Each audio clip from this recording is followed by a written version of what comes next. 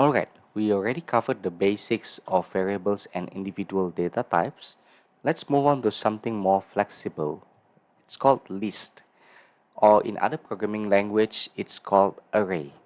List allows us to store collection of items, such as a collection of text, collection of numbers, or mixed values.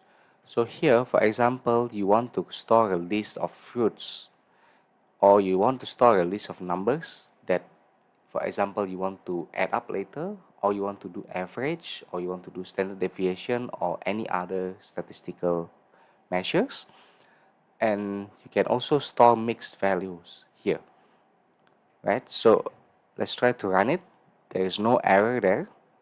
So here, if we remember from our variable types lesson, so we have number one here, which is integer, and then this one is string, this one is float, and this one is boolean.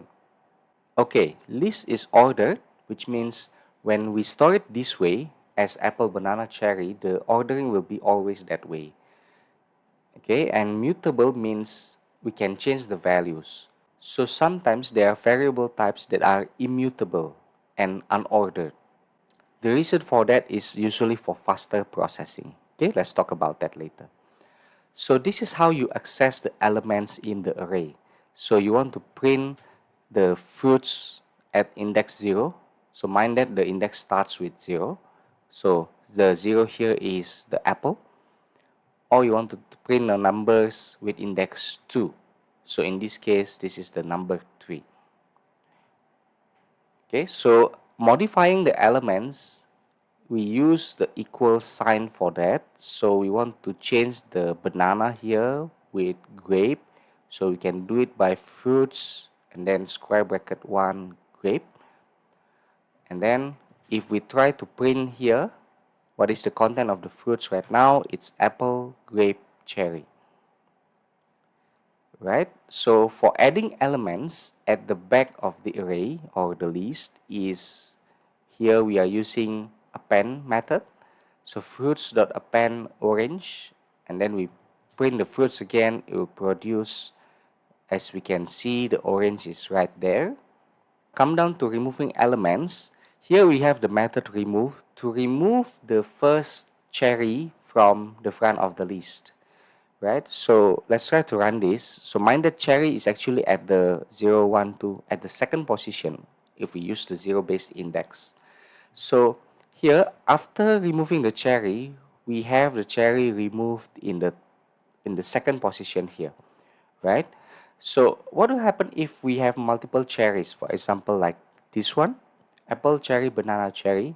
What will happen is, let's add another one just to make it clearer, right? We have two cherries in the first position and in the third position, right? So we remove cherry, what will happen is that the first cherry, okay, to remind again that we are using zero based index. So the first cherry will be removed while this cherry is preserved, right? So what we have in the end is something like this, okay?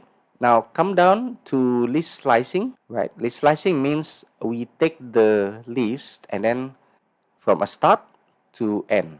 So just to clarify here, from start up to, but not including end. So numbers, we have this one, right? So just to put it there again to clarify.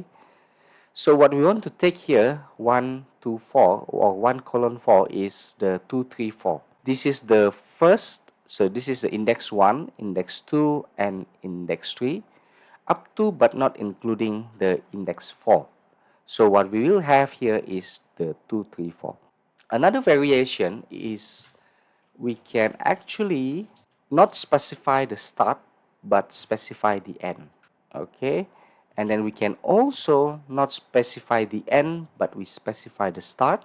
Okay, and we can also not specify both, right? Which means just to print all the list inside. Not specify means it's from the beginning in this case. Not specify the end means up to the end. And this one means like from the start to the end. Just to check again, we have 1, 2, 3, which is the elements up to but not including index 3. So index 0, index 1, index 2. Okay, so what about we just change this to starting from 0? So it's just to make it clear that the value that we are taking is exactly similar to the index. So 1 to 4 is actually 1, 2, 3. And then up to but not including 3 is 0, 1, 2. And from index 1 to the end is 1, 2, 3, 4, 5. Right, the end is 5. And then this one is basically all that. So another variation, why sometimes we want to do this is because this is like copying the array as well. So for example, I'm gonna take a equals to number, and then I print a, and then we try to modify numbers 3 equals to 30, and then we print a again. Let's see the result. Now what actually happens here, we are referencing the numbers with a.